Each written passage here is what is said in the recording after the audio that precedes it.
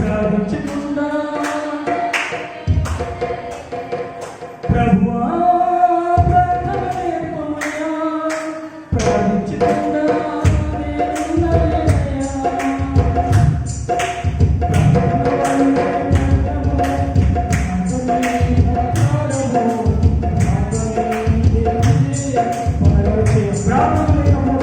పరాజయము కదండి.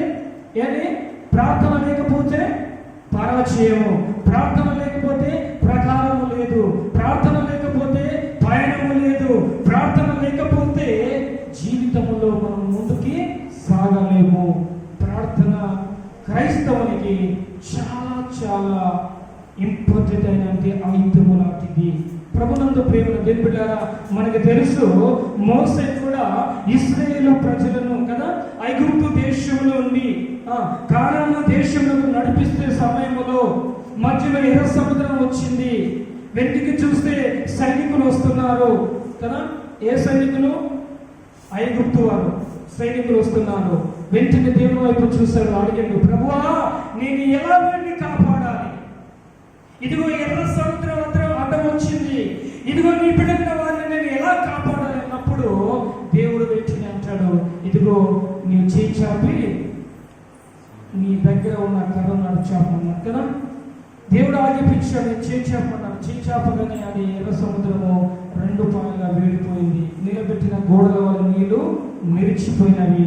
ఆ పైన ఇశ్రాయేలు ప్రజలు కాలి నడకతో నడిచినట్లు, ఆరిన నేల మీద నడిచినట్లు పరిశుద్ధ గ్రంథం మనకు తెలియజేస్తుంది. అంతేకాదు ప్రేమ దేవులారా, ప్రార్థన విషయానికి వస్తే చాలా మంది ఉన్నారు. యోబు కూడా ప్రార్థనతోనే జయించి ఉన్నారు. జకరియా ఎలిజబెత్ కూడా వృద్ధాప్యంలోనే ప్రార్థనతోనే యోహాను సంపాదించుకొని ఉన్నారు కదండి. మోసే ప్రార్థించగా ఏమైంది?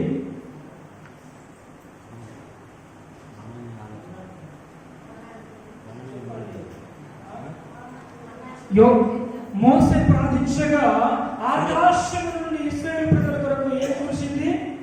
మన్నా కురిసింది. మోసే ప్రార్థించగా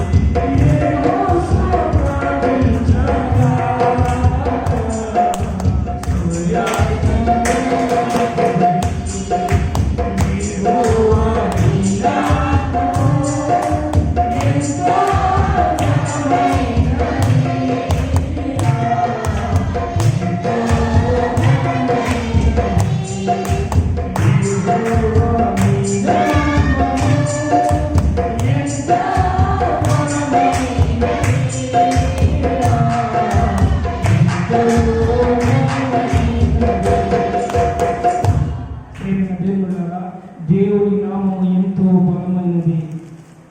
నీవు అనుకుంటున్నావు నేను ఇంతే, నీవు అనుకుంటున్నావు నా బలహీనత ఇంతే, నీవు అనుకుంటున్నావు